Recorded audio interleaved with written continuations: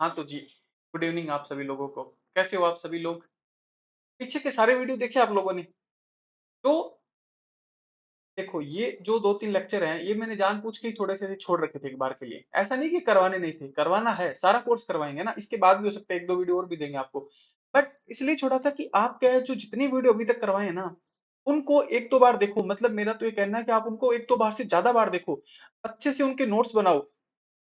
जो मैंने ट्रांसलेशन के वीडियो आपको करवाए हैं ना, वो 2 ही वीडियो हैं, देखो बहुत ज़्यादा वीडियो नहीं है। और बहुत ज़्यादा टाइम की भी नहीं है। ऐसा भी नहीं है कि 5-5 घंटे की वीडियो आप देख नहीं पाओगे। बहुत मतलब कम समय की वीडियो है ना, आप आराम से देख सकते हो। आप उनको देखो, अच्छे से उनके नोट्स बनाओ। मैं आपको बताऊँ, मैं जितनी कॉपियाँ चेक करता हूँ, मैं देखता हूँ कि बच्चों ने अभी तक वो वीडियो नहीं देखे हैं, इस वजह से सही से ट्रांसलेशन नहीं कर पाते हैं। बस आप लोगों से यही रिक्वेस्ट है, वो ग्रामर के वीडियो और वो 2 ट्रांसलेशन के वीडियो आप अच्छे से देखो। उन्हीं के बेस पर आप ये जो आगे के 3 टॉपिक है, इलैबोरेशन, पैसेज और कॉम्प्रिहेंशन वाला पार्ट ना, आप कर पाओगे, वरना आप नहीं कर पाओगे। जब आपका अगर बेस ही आपका फाउंडेशन ही वीक रहेगा, तो आप इन क्योंकि इन तीनों टॉपिक में क्या करना है, आपको कंपोज करने हैं सेंटेंस। आप सेंटेंस कंपोज करना कैसे करोगे अगर आप वो वीडियो देखोगे नहीं, अच्छे से थोड़ी सी प्रैक्टिस नहीं करोगे। उनको देखो, उनके अंदर मैंने जितने टाइप करवाए ना, उनसे आप इंग्लिश का कोई भी सेंटेंस आराम से लिख दोगे। आपको इंग्लिश लिखने में कोई दिक्कत नहीं आएगी। कंटेंट में कमी आ सकती है, मैं मानता हूँ, क्योंकि वो आपको तैयार करना पड़ेगा। देखो, वो जीएस 1, 2, 3 वहां से हेल्प लेनी होगी आपको। बट इंग्लिश लिखने में आपको कोई प्रॉब्लम नहीं आएगी। आप उन वीडियो को अच्छे से देख लेना और फिर आप मेरे को बता देना कि सर अब दिक्कत आ रही है। मैं पक्की गारंटी के साथ कह रहा हूँ, आपको कोई दिक्कत नहीं आएगी। बट वीडियो बहुत ही ध्यान से, अच्छे से 1 से 2 से 3 से 4 बार देखने पड़ेंगे, है ना? कोई प्रॉब्लम नहीं आएगी। चलो शुरू करते हैं फिर आज का टॉपिक ना। अब देखो, आज का टॉपिक अपना क्या है? इलैबोरेशन का है। मतलब 10 नंबर का अपना आएगा क्या? इलैबोरेशन। अपने को कोई थीम दी होगी और उसे हमें क्या करना पड़ेगा? उसको इलैबोरेट करना होगा, यानी कि उसको थोड़ा-सा एक्सपेंड करना है। उसके अंदर हमें अलग से एक्स्ट्रा चीज़ें जोड़नी है। देखो, हमने इससे पहले एक टॉपिक पढ़ा था, कौन-सा? प्रेसी पढ़ा था। प्रेसी जो होता है वो इसका जस्ट अपोजिट होता है। यानी कि प्रेसी इलैबोरेशन का जस्ट अपोजिट होता है। प्रेसी में हमें क्या करना होता है? प्रेसी में हमें काट-छाँट करनी होती है, यानी कि चीज़ें कम करनी होती है, एग्ज़ाम्पल्स हटाने होते हैं। लेकिन देखो, इलैबोरेशन में क्या करना होता है? हमें चीज़ें जोड़नी होती है। जितना ज़्यादा हो सके हमें उतना एक्सपेंड करना होता है। ज़्यादा से ज़्यादा एग्ज़ाम्पल जोड़ने होते हैं, अपनी तरफ से कोट्स लिखने होते हैं, है ना? कोई फैक्ट, कोई डाटा अगर आपको उसके बारे में पता है तो वो भी लिखना होता है। तो जितनी ज़्यादा चीज़ें हो सके उतनी हमें क्या करनी होती है? ऐड करनी होती है। इलैबोरेट का मतलब ही क्या होता है? वर्णन करना ना, मतलब एक छोटी-सी चीज़ का बहुत बड़ा वर्णन करना, उसको बहुत अच्छे से, बहुत मतलब उसको बहुत बड़े तरीके से क्या करना, उसको एक्सपेंड कर देना। तो यही क्या होता है? इलैबोरेशन होता है। प्रेसी का क्या होता है? जस्ट अपोजिट होता है। चलो देखो, हम इसमें क्या करेंगे? Important points for elaboration. देखो कि एक इलैबोरेशन को लिखने के लिए ज़रूरी पॉइंट क्या होते हैं, वो हमें पता होने चाहिए ना। सबसे पहले तो वही सीखने में।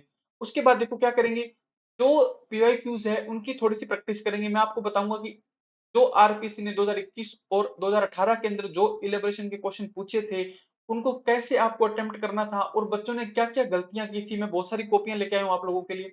उसमें आप देखना कि बच्चों ने क्या-क्या गलतियाँ की हैं, नंबर क्यों नहीं आए हैं, है ना? चलो आगे चलते हैं। तो ये देख लिया आप लोगों ने। अब देखो लेक्चर नंबर कितना है अपना? 18। ये इंडेक्स है, इंपोर्टेंट पॉइंट्स फॉर इलैबोरेशन, यानी कि इलैबोरेशन लिखने के लिए हमें क्या-क्या बातें ध्यान में रखनी है। दूसरा पीआईक्यू की प्रैक्टिस। अब चलो देखो आगे चलते हैं कि और ये देखो अपना वेलकम टू क्या लिखा है, देखो connect civils by neon sir. Welcome है आप लोगों का कहाँ? कनेक्ट सिविल्स पे। तो आप इस टेलीग्राम चैनल को जॉइन कर लो, जिन बच्चों ने जॉइन नहीं कर रखा है, जॉइन कर रखा है वो तो चलो सही है, बाकी जिन्होंने जॉइन नहीं कर रखा वो क्या कर लो? जॉइन कर लो। यहाँ पर आपको टाइम टू टाइम सारी इन्फॉर्मेशन मिलती रहेगी, जो कुछ भी होगा, कोई लेक्चर आएगा, कुछ होगा, कोई अपडेट होगा, सब कुछ काम की बातें ही सिर्फ आपको यहाँ मिलती रहेगी। और देखो दूसरा ये इंट्रोडक्शन है, ये तो आप देख लेना। आगे चलते हैं चलो। ये देखो, ये इतना सारा सिलेबस अपना कंप्लीट हो चुका है ना? सारा सिलेबस क्या हो गया अपना? ये इतना पूरा कंप्लीट हो गया। बस लास्ट के 2-3 वीडियो बचे हैं और कुछ भी नहीं बचा है। वीडियो भी क्या है कि अब कहने के लिए कोलैबोरेशन अलग टॉपिक है, पैराग्राफ अलग टॉपिक है, ये आपके एग्जाम में पूछा जाएगा आपसे। बट एक्चुअली में इसके लिए जो फाउंडेशन चाहिए, जो लिखने के लिए जो आपको चाहिए, वो मैं आपको सब करवा चुका हूँ। वो सब मैंने आपको पहले जो ग्रामर के टॉपिक पढ़ाए, ट्रांसलेशन पढ़ाए, उसमें सब कुछ करवा दिया है। बट फिर भी चलो, जो छोटी-मोटी ध्यान में रखने लायक जो बातें हैं, वो मैं आपको और अलग से बता देता हूँ इसके बारे में। अब देखो, ये क्या है? A few requests. अब ए फ्यू का मतलब तो आप लोगों को याद होगा अभी तक, a few, a little, few, little, the few, the little, हमने सब कुछ पढ़ा था। सम, इनफ, एनी, सब कुछ हमने पढ़ा है, वो ना? तो हमारी क्या है, थोड़ी बहुत आप लोगों से क्या रिक्वेस्ट है? क्या रिक्वेस्ट है? एक तो देखो, ये रिक्वेस्ट क्या, आप एकदम, आपको हमेशा ही कॉपी पेन और एक नोटबुक लेके तो बैठना ही होता है। क्योंकि देखो बहुत सारी चीजें बताई जाती है जो इन पीडीएफ में नहीं होती है, तो आप क्या क्या करो उसमें वो सब नोट कर लिया करो। और देखो टेलीग्राम चैनल ज्वाइन कर लो। और देखो आप लोगों को कमेंट जरूर करना है। आपको वीडियो जो लगे, जैसा लगे, अच्छा लगे, खराब लगे, आप लोगों को कमेंट जरूर करना है, हमें फीडबैक जरूर देना है ना। दूसरा देखो अपने दिमाग में मैंने आपको पूरी इंग्लिश इसी तरीके से पढ़ाई है कि आप सही ईमानदारी से अगर वीडियो को देख लो ना, आपके दिमाग में छप जाएगी वो वहीं की वहीं। और देखो ज्यादा टाइम देके इधर उधर ज्यादा किताबें पढ़ने की बजाय आप क्या करो, शाम को घूमते फिरते कभी भी अपने कानों में ईयरफोन डाल लिया करो और मेरे वीडियो देख लिया करो। आप लोगों के सब कुछ दिमाग में छप जाएगा वो। और दूसरा देखो प्रैक्टिस करनी बहुत जरूरी। चलो आगे चलते हैं। पीडीएफ लेने के लिए क्या करना है आप लोगों को पता ही है। पीडीएफ लेने के लिए आपको थोड़ा सा, बस थोड़ा सा हमारा प्रमोशन करना है। कहीं भी ना, कहीं भी स्टेटस लगा दो, किसी भी सोशल मीडिया प्लेटफॉर्म पे स्टेटस लगा दो और उसका स्क्रीनशॉट लेके क्या करो आप, लेट्स कनेक्टेड पे सेंड कर दो। लेट्स कनेक्टेड कहाँ मिलेगा आपको, कनेक्ट सिविल्स के टेलीग्राम चैनल के नीचे यहाँ मिलेगा आपको, देखो ना, यहाँ सेंड कर देना। आगे चलो देखो। अब देखो इलेबरेशन का क्वेश्चन नंबर आएगा 33। अब देखो 2021 में कौन कौन से क्वेश्चन आए थे। एक तो आया था child is the father of man. इसमें देखो आपको तीन चॉइस मिलेगी। कितनी चॉइस मिलेगी, तीन चॉइस। तीन में से आपको इलेबरेशन एक पे ही लिखना है। कितने पे लिखना है, एक पे लिखना है। तो देखो अगर आपको तीन चॉइस मिल रही है, अगर सोचो आपको किसी युद्ध में जाना है, आपको अगर तीन हथियार दिए जा रहे हैं, उनमें से एक हथियार आपको लेना है, तो यार जो अच्छे से अच्छा है वो उठाओ ना आप, है ना। एक टैंक मिल रहा है, एक चाकू मिल रहा है, एक बंदूक मिल रही है, तो आप टैंक उठा के जाओ, है ना। तो वैसे ही क्या करो, ये जो तीन टॉपिक है ना, इनको फटाफट लिखने की बजाय एक बार इन टॉपिक को गौर से देखो, ध्यान से देखो। इनमें से थोड़ा सा सोचो कि कौन से टॉपिक के बारे में आपको सही से नॉलेज है, किस टॉपिक के ऊपर आपका कंटेंट आपके पास है जो आप फटाफट लिख दोगे। मैं आपको एकदम 100% गारंटी के साथ कह रहा हूं, अभी मैं आपको आरएस 2021 के बच्चों की कॉपियां दिखाऊंगा। मैं पक्का कह रहा हूं आपको इंग्लिश लिखने में कोई प्रॉब्लम नहीं है बच्चों को, कोई प्रॉब्लम नहीं आ रही है। प्रॉब्लम तो कहां आ रही है, कंटेंट के लेवल पर आ रही है। मतलब बच्चे को इंग्लिश लिखने में प्रॉब्लम नहीं है, बच्चे को तो ये समझ में ही नहीं आ रहा है कि child is the father of man, इसके ऊपर उसे लिखना क्या है। समझ गए आप लोग। तो देखो इन तीनों में से आप अच्छे से चूज करो कि किस टॉपिक के ऊपर आपके पास अच्छा कंटेंट है जो आप डाल सकते हो। थोड़े बहुत जिसके बारे में आपको फैक्ट भी पता हो, डेटा भी पता हो, क्योंकि देखो फैक्ट और डेटा मतलब RPC love the fact and data. RPC को फैक्ट और डेटा से बहुत प्यार है। आपने कहीं भी कुछ भी फैक्ट डेटा के रूप में लिख दिया और उसको अंडरलाइन कर दिया ना थोड़ा सा, एग्जामिनर एकदम आपसे प्रभावित हो जाएगा, आपको एक आध नंबर तो ज्यादा पक्का देगा वहां पे ना।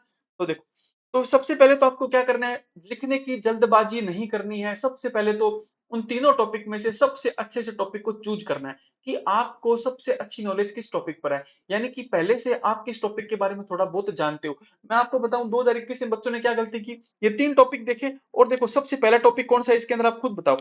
सबसे पहला टॉपिक है child is the father of man. बच्चों ने नीचे के दो टॉपिक तो मुझे लग रहा है देखे नहीं, सीधा child is the father of man पे लिखना शुरू कर दिया।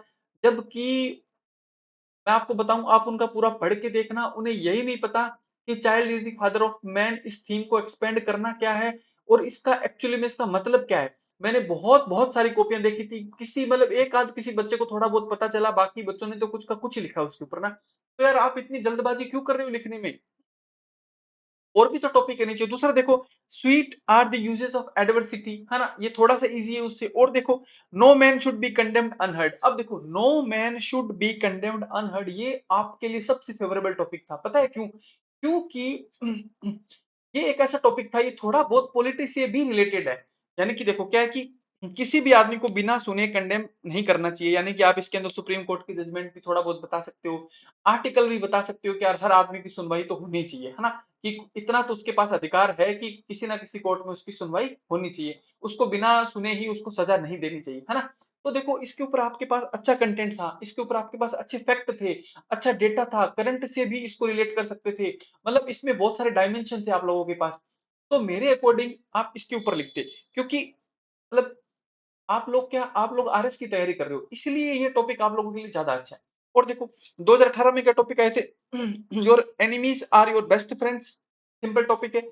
All is well that ends well, जो मतलब अंत भला तो सब भला, सिंपल टॉपिक है ये। आप देखो देखो, अंत भला तो सब भला, ये आप लोगों ने हिंदी में सुन रखा होता है, यानी कि इसके ऊपर आप लोगों को नाना करते भी 5-10 लाइनें तो पहले से आती ही होती हैं। और चलो नहीं भी आती होती है, बट आपको टॉपिक की क्लियरिटी बहुत अच्छे से है क्या, कि आपको लिखना क्या है इसके अंदर। अंत भला तो सब भला के अंदर आप कम से कम चीजें तो वही लिखोगे जो इससे रिलेटेड है। वरना आप कोई ऐसा टॉपिक उठा लोगे ना जिसके बारे में आपको सही से नॉलेज नहीं है, तो उसमें आप क्या करोगे, आप उसमें ऊट-पटांग चीज़ें कुछ भी लिख के आओगे। और देखो, एग्ज़ामिनर बहुत इंटेलिजेंट है, वो एक नज़र में पढ़ के पता लगा लेता है कि इस बच्चे ने कितना दमदार लिखा है। ये एक बहुत बड़ी हमारी गलतफ़हमी है कि हमें ऐसा लगता है कि मतलब आरएस में तो स्पेशली पेपर 4 में तो ऐसे ही तुक्के से नंबर दे देते हैं। किसी ने बहुत अच्छा लिखा होता है तो 2 नंबर दे देते हैं, किसी ने खराब लिखा होता है तो 5 नंबर भी दे देते हैं, बट ऐसा नहीं है, मैं आपको बता रहा हूँ। आप उस आंसर को अच्छे से पढ़ के देखना, आपको लगेगा जो 2 डिज़र्व करता था उसी को 2 दिए हैं और जो 5 डिज़र्व करता था उसी को 5 दिए हैं। बिल्कुल ऐसा नहीं हुआ है कि मतलब थोड़ा बहुत हो सकता है, 5 वाले को 4.5 दे दिए या फिर जिसको 2 देने थे उसको ढाई दे दिए। बट इतना बड़ा वेरिएशन नहीं आएगा कि मतलब 5 वाले के तो 2 हो गए, 2 वाले के 5 हो गए, ऐसा नहीं है। आप उन आंसर्स को अच्छे से पढ़ना, आपको खुद पता चल जाएगा। हाँ, इतना सा एक ज़रूर है कि आरपीसी में जो एग्ज़ामिनर कॉपी चेक करता है, वो आपकी जो मिस्टेक्स होती है ना, उनको मतलब वो मार्क नहीं करता है। तो आपको पता नहीं चलता, आपको लगता है बस ये 2 टिक लगा के छोड़े हैं, है ना?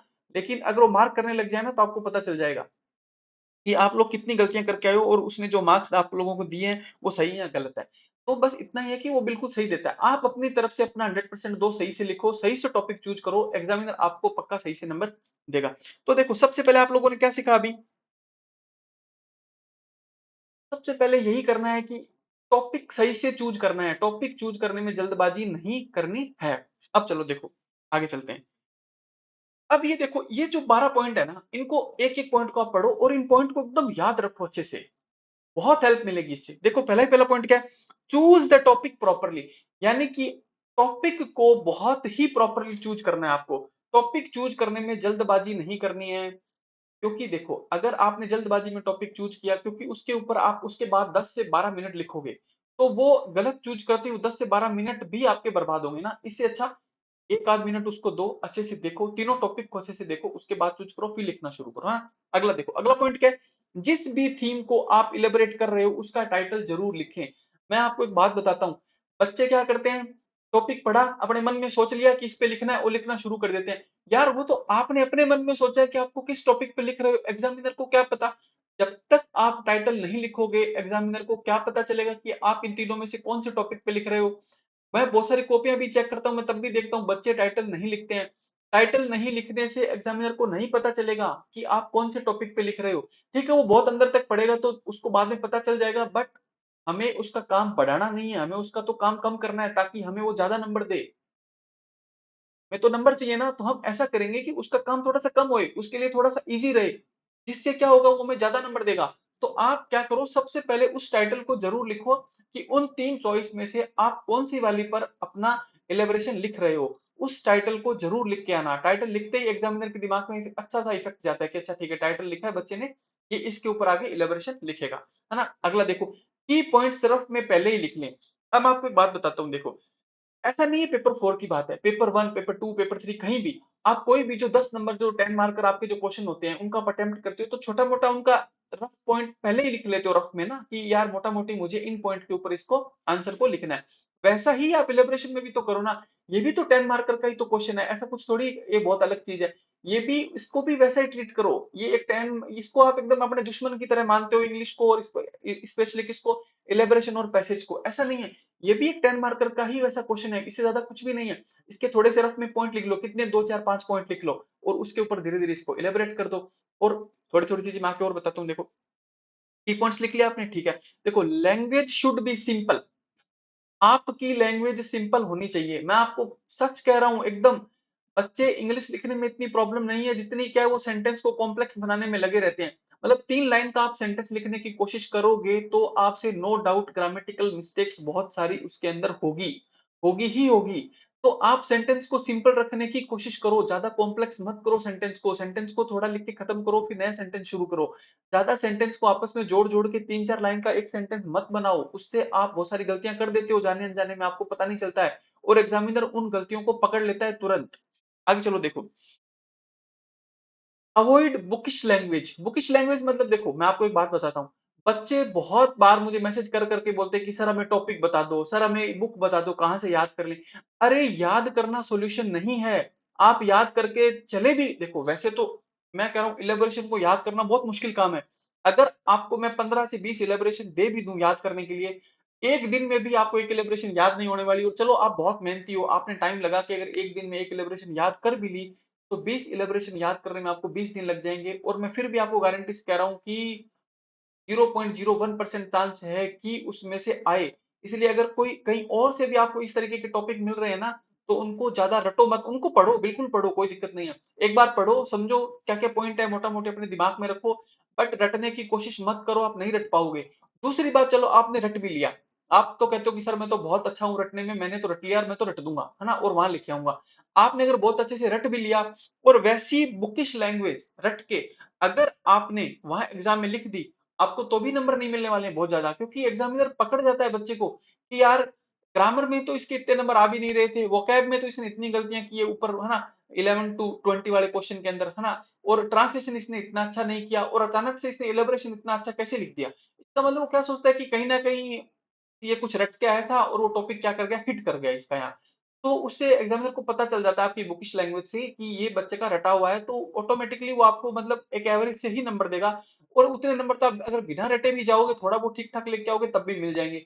तो रटने का इतना एफर्ट मत लगाओ, इसकी बजाय लिखना सीखो, है ना।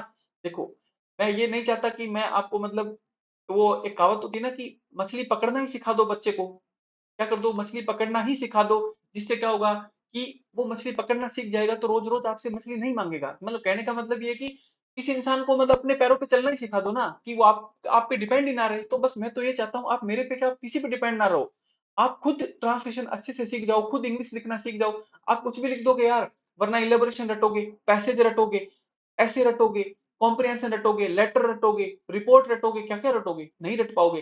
कितना टाइम लगेगा, 5 घंटे लगेंगे मुश्किल से अच्छे से आपको ट्रांसलेशन सीखने में और सेंटेंस को लिखने में। वो 5 घंटे वहां दो ना, और खत्म करो कहानी एक बार में, उसके बाद लिखो, किसी भी टॉपिक पे लिखो, कोई दिक्कत नहीं आएगी आपको। अगला देखो, डोंट राइट इन पॉइंट्स। देखो इलेबोरेशन के अंदर आप एक इतना सा काम जरूर ध्यान रखना कि पॉइंट के अंदर कोई चीज मत लिखना, क्योंकि इलेबोरेशन में पॉइंट में नहीं लिखना होता है। पैसेज में अगर आप पॉइंट में लिख दोगे तो चलो एक बार के लिए ठीक है, आप लेटर में पॉइंट में लिखोगे वो तो बिल्कुल ठीक है, कोई प्रॉब्लम नहीं है, बट इलेबोरेशन के अंदर आप पॉइंट में मत लिखना, है ना। अगला देखो, राइट ए कोटेशन या slogan in the beginning of the paragraph. देखो, ये ऐसा कोई मतलब रूल नहीं है कि आप कोटेशन लिखो, कि कोटेशन लिखना ही लिखना होता है, ऐसा कोई रूल नहीं है इलेबोरेशन का। बट देखो क्या होता है, कोटेशन लिखने से एक तो आपके एग्जामिनर पे उसका इफेक्ट बहुत अच्छा होता है ना, तो वो आपको एक आधा नंबर ज्यादा देगा। दूसरी बात ये है कि कोटेशन लिखने से क्या होगा ना, आपकी 2-3 लाइनें ऊपर की तो सीधी भर गई, खत्म हो गई ना, 2-3 लाइन तो भर जाएगी फटाफट। तो धीरे धीरे फटाफट उसको क्या कर दोगे, कम समय में इलेबोरेशन को पूरा कर दोगे। इसलिए मैं बोलता हूँ कोटेशन आप लिख दिया करो। अच्छा, कोटेशन आपको अलग से याद करने की जरूरत भी नहीं है। आपके पेपर 1 2 3 में आपने इतनी सारी कोटेशन याद करते हो, थिक्स में करते हो, गांधी जी की कोटेशन याद करते हो, गीता से बहुत सारी चीजें याद करते हो, आप इकोनॉमिक्स से भी खूब सारी चीजें इधर उधर की याद करते हो, पॉलिटी से भी याद करते हो खूब सारे ना। तो कोटेशन खूब होती है आपके पास ऑलरेडी। और आरएस के बच्चे तो मतलब मेरे हिसाब से तो 100-200 कोटेशन तो मतलब स्पेशली एज ए कोटेशन को एज ए सब्जेक्ट लेके भी याद करते हैं कि यार ये मेरे पास कुछ पेजेस कोटेशन के, मैं इनको याद करूंगा ना। तो कोटेशन आपके पास होती है, उनको वहां लिख दिया करो, उससे थोड़ी सी आपको ज्यादा हेल्प मिलेगी, अलग से याद करने की कोई जरूरत नहीं है। अगला देखो, right definition of proverb, epigram या फिर मैक्सिम। यानी कि जो भी आपको थीम दी एलिब्रेशन के लिए, उसकी डेफिनेशन थोड़ी सी जरूर लिखो कि वो जो थीम है वो कहना क्या चाहती है। यानी कि आप शुरू में उसका इंट्रोडक्शन जरूर लिखो, उसको थोड़ा सा उसकी डेफिनेशन बताओ, उसकी परिभाषा बताओ कि ये थीम है क्या, है ना, थीम क्या कहना चाहती है। बस उसके बाद अपना लिखना शुरू कर दो। अगला देखो, एक्सप्लेन द गिवन प्रोवर्ब। यानी कुल मिला के कहने का मतलब ये कि जो भी प्रोवर्ब या फिर जो भी मैक्सिम एपिग्राम आपको दिया है, उसको थोड़ा सा एक्सप्लेन करो वहां पे पहले ना, कि ये क्या कहना चाहता है, आप इसे क्या समझे हो इस लाइन से। जैसे child is the father of man से आप समझे क्या कि होता क्या है, उसको थोड़ा सा लिखो वहां पे, उसका मतलब एज इंट्रोडक्शन उसको लिखो। उसको लिखोगे तो एग्जामिनर क्या करेगा ना, शुरू की 2-3 लाइन पढ़ेगा और वो समझ जाएगा कि हाँ यार बच्चे ने अगर इतना सही लिखा है, तो फिर इसने आगे भी सही लिखा होगा, तो हो सकता है वो आगे का आपका ज्यादा नहीं पढ़ेगा, वो सीधे लास्ट की 3 लाइनें और पढ़ेगा, है ना। बट आप शुरू में सही से नहीं लिखोगे, इंट्रोडक्शन सही नहीं लिखोगे, उसको एक्सप्लेन नहीं करोगे, तो उसको पूरा पढ़ना पड़ेगा। और अगर वो पूरा पढ़ेगा तो परेशान भी होगा, और वो आपकी गलतियां भी बहुत सारी देखेगा, तो वो ऑटोमेटिकली आपको 2 2.5 3 नंबर ही देगा, इससे ज्यादा नंबर नहीं देगा। अगला देखो, give example in the main body or a relevant short story also can be written। यानी कि देखो, इंट्रोडक्शन में आप, कई बच्चे क्या गलती करते हैं ना, जब उस थीम का इंट्रोडक्शन लिखते हैं, यानी कि किसी का भी पैसेज का, ऐसे का, थीम का, किसी का भी इलेबोरेशन या कुछ भी आप करते हो, तो शुरू में जो इंट्रोडक्शन वाला पार्ट होता है ना, उसके अंदर कोई एग्जाम्पल या फिर कोई स्टोरी मत लिखा करो। उसमें तो उसका इंट्रोडक्शन ही लिखना होता है, उसकी डेफिनेशन लिखो, उसको थोड़ा-सा एक्सप्लेन कर दो, उसका मतलब ऐसा ही लिखो बस। अब जो मेन बॉडी जहाँ से हम शुरू करते हैं ना, मेन बॉडी के अंदर आप एग्जाम्पल लिखा करो, वरना मैं देखता हूँ बच्चे जैसे कोई योगा के ऊपर कुछ आ गया तो सीधा ही क्या कर देंगे कि वो कुछ एग्जाम्पल लिखने शुरू कर देंगे। इसी प्रकार के कि ये है योगा, वो गांधी जी भी योगा करते थे, है ना? स्वामी विवेकानंद भी योगा करते थे। तो ये सब चीजें इंट्रोडक्शन वाले पार्ट में नहीं लिखनी होती है, ये मेन बॉडी में लिखने की चीजें होती है। तो इंट्रोडक्शन वाले पार्ट में सिर्फ क्या करना है, उसको थोड़ा सा एक्सप्लेन करना है, उसकी डेफिनेशन लिखनी है, 4-5 लाइन भरनी है, फिर उसको छोड़ देना है। फिर क्या शुरू करना है, मेन बॉडी शुरू करनी है। मेन बॉडी के अंदर आप क्या करो, आप एग्जाम्पल लिखो। आपको अगर कोई छोटी मोटी शॉर्ट स्टोरी याद है उसके ऊपर ना, तो वो स्टोरी भी लिख सकते हो आप, लेकिन ऐसा नहीं है कि स्टोरी को बहुत ज्यादा एक्सप्लेन कर रहे हो उसके अंदर। बहुत शॉर्ट में लिख दो, बस 2-3 लाइन में उसका जो क्रक्स है मेन वो लिख के वहीं उसको खत्म कर दो। ज्यादा उसको उसके डीप में नहीं जाना होता है ना, ऐसे बस आगे चलो। लेकिन ये सब लिखना कहाँ है, ये सब लिखना मेन बॉडी के अंदर है, ना कि इंट्रोडक्शन में लिखना है, ना ही कंक्लूजन में लिखना है। कहाँ लिखना है, मेन बॉडी में लिखना है। आगे चलो देखो, ending should have proper conclusion. आप जब इलेबोरेशन की एंडिंग करोगे तो उसका प्रॉपर कंक्लूजन वहां होना चाहिए, यानी कि आपको उसको थोड़ा सा लास्ट में कंक्लूड करना होता है ना? जो भी थीम होती है उसको लास्ट में थोड़ा सा कंक्लूड करना है, कंक्लूड में थोड़ी सी उसकी एंडिंग करनी होती है, सही से पॉजिटिव से एंडिंग करनी होती है बस। आगे चलो देखो, एंडिंग में क्या है, बस ऐसी, it is rightly said that child is the father of man. Allu ji, ये एंडिंग हो गई और क्या है ना? ये तो सही कहा गया है कि चाइल्ड क्या होता है, child is the father of man, इस टाइप से लिख दो, ये एंडिंग हो जाती है, कंक्लूजन हो जाता है बस। आगे चलो देखो, the first and the last sentences should be very clear and important. देखो इस लाइन को आप जरूर याद रखना, आपके इलेबोरेशन के पहली 2 लाइनें और लास्ट की 2 लाइनें बहुत ही क्लियर और बहुत इंपॉर्टेंट होनी चाहिए। ऐसा नहीं है उसमें आप कुछ भी कचरा पट्टी ऐसे लिख दिया आपने, कुछ भी कहीं से भी शुरू कर दिया आपने, थोड़ा सा इन 4 लाइनों पे ध्यान देना। एग्जामिनर मतलब इन 2-4 लाइनें वो बहुत पक्का पक्का देखेगा वो आपकी, और अगर आपने ये 2-4 लाइनें अच्छी लिख दी ना तो उसके मेन बॉडी को ज्यादा नहीं देखेगा। आगे देखो, the last sentence summarize the whole passage. Last जो सेंटेंस होगा ना उसमें सारे पैसेज को समराइज कर देना है। समराइज कर देने का मतलब ये है, बस इतना सा लिख देना आप तो, it is rightly said that, उसके बाद जो भी टॉपिक होगा उसको लिख दो। Child is the father of man, patience is a virtue, है ना, honesty is the best policy, कुछ भी ऐसे जो भी उसका टॉपिक होगा वो लिख दो, बस खत्म हो गया। It is rightly said that ऐसा करके लिख दो आप, बस वो खत्म हो गया, उसका कंक्लूजन भी हो गया, लास्ट लाइन में वो पूरा समराइज भी होगा। इतना सा लिख दो बस। अब देखो उसके बाद ये 12 पॉइंट हो गए ना, एक 13th नंबर पॉइंट आप और नोट करो, वो इसके अंदर लिखा नहीं, मैं आप लोगों को वैसे ही बताता हूँ। 13th नंबर पॉइंट क्या है ना, आप लिखो, देखो यहाँ 13th ऐसे लिखो, और इसके पास में ऐसे लिखो, मैं अंडरलाइन लिख के छोड़ देता हूं, आप पूरा लिख लेना, अंडरलाइन द इंपॉर्टेंट पार्ट, है ना? अब देखो, आप अपने इलेबोरेशन में जो जो आपने किसी का नाम लिखा, जैसे आपने नेल्सन मंडेला लिखा तो नेल्सन मंडेला को अंडरलाइन करो। आपने कोई फैक्ट लिखा तो उसको अंडरलाइन करो। आपने कोई डेटा लिखा उसको अंडरलाइन करो। आपने कोई कोटेशन लिखा है तो उसको क्या करो, उसको इन्वर्टेड कोमा के अंदर बंद करो, उसके नीचे अंडरलाइन करो। यानी कि देखो, आपको ऐसा भी नहीं करना कि आपको इतनी सारी अंडरलाइन कर देनी है कि बिना इंपॉर्टेंट चीजों के नीचे भी बच्चे क्या करते हैं, ईच पर्सन लिखा है उसके नीचे भी अंडरलाइन कर दी, इज लिखा है उसके नीचे भी अंडरलाइन कर दी, नहीं, जो जो इंपॉर्टेंट चीजें हैं उसके नीचे आपको अंडरलाइन करनी है। और देखो, अगर आप 150 वर्ड्स का इलेबोरेशन लिखोगे तो वहां पर बहुत सारी इंपॉर्टेंट चीजें भी आप लिखोगे, तो उन सभी को अंडरलाइन जरूर करना। मैंने इतनी सारी कॉपियां देखी ना 2021 की, मैं थोड़ा सा एग्जामिनर का माइंड रीड करके आपको बता रहा हूँ कि जिस बच्चे ने थोड़ा सा सही से अंडरलाइन कर रखा था ना, एग्जामिनर ने उस बच्चे को 1 से 2 नंबर ज्यादा दिए हैं, बजाय कि जिसने अंडरलाइन नहीं कर रखा था। क्योंकि एग्जामिनर को दिखने लग गया ना साफ साफ कि अच्छा अच्छा इसने ये इन चीजों के बारे में लिखा है। आप खुद पे भी तो लेके देखो ना, आपके सामने अगर एक ऐसी कॉपी आए जिसने क्या पता लिखा तो बहुत अच्छा होगा, बट छोटा छोटा गोद पोच करके लिखा है, आपको ज्यादा समझ नहीं आ रहा, लिखा भी खूब सारा है। दूसरे बच्चे ने साफ साफ सुथरा और अंडरलाइन करके सही से लिखा, आप किसे ज्यादा नंबर दोगे? जिसने सही से अंडरलाइन करके लिखा उसी को दोगे ना। एग्जामिनर भी तो इंसान है, वो भी ऐसा ही देखता है। तो जो जो चीजें आपको इंपॉर्टेंट लगे उनको अंडरलाइन जरूर करना है ना? और देखो, जब अपना अब अगला टेस्ट होगा ना उसके अंदर आप सभी बच्चों एकदम इस बात को पक्का याद रखना है, इलेबोरेशन और पैसेज में सभी इंपॉर्टेंट चीजों को अंडरलाइन करना है ना? अब चलो, अब चलते हैं आगे। ये तो थे सारे इंपॉर्टेंट पॉइंट जो मैंने आप लोगों को बता दिए।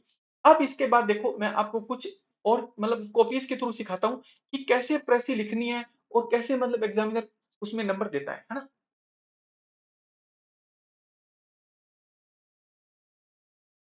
चलो आगे देखो, अब ये देखो, ये कॉपी है 2018 की, है ना? 2018 आरएस मेंस की। ये मेरे दोस्त की कॉपी है, 32 रैंक थी उसकी ना। अब देखो कितने टॉपिक है, देखो 3 टॉपिक है। और उसको सबसे अच्छा कौन सा लगा, उसको सबसे अच्छा लगा your enemies are your best friends. अब देखो, अब इसने इसके अंदर क्या लिखा मैं आपको ये नहीं बता रहा, एक बार ना मैं आपको देखो एक बहुत ही काम की चीज सिखा रहा हूँ क्या, कि बच्चे ऐसे बोलते हैं कि सर कोटेशन ना आए, हमें तो इंग्लिश में कोई कोटेशन याद नहीं होता उस समय, या फिर हम याद तो बहुत करके जाते हैं वहां भूल जाते हैं, या फिर लिखते हैं तो भी ऐसे ग्रामेटिकल इतना गलत लिख देते हैं कि इससे अच्छा तो ये लगता है कि ना ही लिखें तो ठीक है। अब देखो इसने कितना दिमाग लगाया इस बच्चे ने। ये होता है देखो असली ब्यूरोक्रेट। इसने क्या किया, ये भी हिंदी मीडियम का स्टूडेंट है, इसको इंग्लिश में कोटेशन नहीं याद था। देखो एलिब्रेशन की थीम क्या थी, एनिमीज और फ्रेंड वाली, यानी कि दुश्मन और दोस्त, है ना?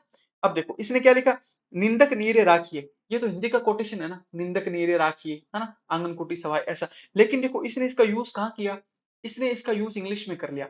ऐसा ही तो प्रशासन में होता है ना, आपको कम रिसोर्सेज के साथ भी बहुत अच्छे से काम करना होता है। बस ऐसे यही एग्जाम है, यही आपका टेस्ट है। यानी कि इस बच्चे को इंग्लिश के अंदर नहीं याद थी, लेकिन फिर भी इसने क्या किया, इसको हिंदी में तो थी ना, इसने उसका इतना बेस्ट यूज किया, देखो कितने नंबर मिले। देखो आप नंबर देखो, 7 नंबर मिले इसको। और इलेबोरेशन के अंदर 7 नंबर मिलना बहुत अच्छा होता है, इलेबोरेशन के अंदर 7 नंबर मिलना बहुत अच्छा होता है। देखो और देखो इसने लाइनें कितनी अच्छे से भर दी। एक बार तो हिंदी में लिख दिया, निंदक नीरे राखिए वाला पूरा दोहा, 2 लाइनें भर गई। और देखो एक बार इसी को इंग्लिश में ऐसे NINDA के निंदक ऐसे लिख दिया ना, ऐसे पूरा इसको लिख के देखो इसने कितना इसको कवर कर दिया, 4 लाइनों में 4 लाइनें भर दी। लेकिन देखो इसने सबके इन्वर्टेड कोमा लगाया है दोनों तरफ ना, यानी कि प्रॉपर फॉलो किया है इसको, सही चीजों को एकदम। और देखो कितने बढ़िया नंबर मिले हैं, 7 नंबर मिले हैं ना। इसके अगर आप अंदर पढ़ोगे ना, खूब गलतियां, ऐसा नहीं गलतियां नहीं है, बट देखो प्रेजेंटेशन इतना अच्छा था कि एग्जामिनर ने नंबर दिए। और राइटिंग भी बहुत अच्छी नहीं है, आप ये भी देखो, राइटिंग ऐसा नहीं है कि बहुत अच्छी लिख रखी है, राइटिंग इतनी सुंदर नहीं है, बट साफ इतना लिख रखा है, क्लियर इतना लिख रखा है, दूर दूर लिख रखा है एक एक वर्ड को। आप इनसे सीखो थोड़ा सा। देखो एक एक वर्ड के बीच कितनी सारी जगह छोड़ रखी इस बच्चे ने ना, उससे बहुत फर्क पड़ता है। आप ऐसे बोलते हो कि सर राइटिंग खराब है, कोई कोई मतलब नंबर तो नहीं कटेंगे। अगर राइटिंग खराब है और आप एकदम घोच पोच करके लिख के आओगे तो नंबर कटेंगे, बट इतना साफ सुथरा इतना सही से लिख के आओगे तो नंबर नहीं कटेंगे। देखो ये जो क्लास है ना, अब ऐसा नहीं है कि मैं एक अगर एक इलेबोरेशन में आपको यहाँ लिख के दिखा भी दूंगा तो उससे आपके बहुत नंबर नहीं बढ़ने वाले हैं। बट इन चीजों को अगर आप नोट कर गए, सीख गए, समझ गए तो आपके नंबर जरूर बढ़ेंगे, है ना? तो देखो आप देखते जाओ, ये कोई नहीं कराने वाला आपको इतना गहराई से, किसी को मतलब इतना कोई नोट करने वाला भी नहीं है जितना मैं इतना गहराई से नोट कर रहा हूँ चीजों को ना। तो देखो आपको क्या करना है, इस टाइप से कोटेशन वहां लिख देना है। दूसरी बात देखो क्या सीखी हमने, कि हमारी राइटिंग खराब हो लेकिन फिर भी हमें क्या करना है, खुला खुला साफ साफ लिखना है, यानी कि अच्छा खासा लेजिबल लिखना है, एग्जामिनर पढ़ सके। तीसरा इसका फायदा क्या होता है, कि देखो खुला खुला लिखने से क्या होगा, आपकी कॉपी का वो दोनों पेज पूरे भर जाएंगे। वरना आप क्या करोगे, आप 10 लाइनें लिख दोगे, वर्ड आप पूरे लिख दोगे 150, बट उसके बाद की 10 लाइनें खाली छोड़ दोगे। एग्जामिनर को क्या लगेगा कि यार हो सकता है इसने पूरे वर्ड नहीं लिखे, यानी कि आपने अगर आपको जितनी जगह दी गई है आपने उसमें से आधी जगह यूज की। ठीक है आपने वर्ड पूरे लिखे 150, बट जगह तो आपने आधी यूज की है ना, बाकी तो आपने छोड़ दी। तो वो एक अच्छा इफेक्ट नहीं डालता है। आप खुला खुला लिखो, ऐसे लिखो एकदम पूरा, और उस जगह को पूरा भरो। उसके बाद देखो आपको एग्जामिनर क्यों नहीं नंबर देगा, देगा। देखो ना इस बच्चे को कितने नंबर मिले, 7 नंबर मिले। अब चलो देखो नेक्स्ट कॉपी दिखाता हूँ आपको। अब ये तो थी 2018 वाली कॉपी ना, ये तो 2018 का टॉपिक था। अब देखो मैं आपको 21 वाली दिखाता हूँ। अब देखो 21 में ये जो भी सर है इनका मतलब अच्छी खासी रैंक पे सिलेक्शन हुआ है, तो इनका नाम भी लिखा है यहाँ पे, आपको दिख रहा होगा। इनका टॉपिक देखो क्या था, child is the father of man. यानी कि देखो इन्होंने सबसे पहला टॉपिक उठा लिया क्या, child is the father of man. और देखो इनको कितने नंबर मिले, 4.5 नंबर मिले, है ना? अब देखो इसमें आपको इतना क्लियरली नहीं दिख रहा होगा, बट मैंने इनको बहुत अच्छे से इनका ये पूरा पढ़ा। तो देखो क्या लिखा है, the epigram means child is more intelligent from his father. अब एक बात सोचो, child is more intelligent from his father थोड़ी होता है, क्या होता है बताओ, child is more intelligent then his father. अगर ऐसी लाइन लिखी होती तो सही होती, ग्रामेटिकली तो सही होती ना, कम से कम आप ग्रामेटिकली तो सही लिखोगे ना। क्या लिखा देखो, child is more intelligent from his father नहीं होगा, क्या होगा, देन हिज फादर।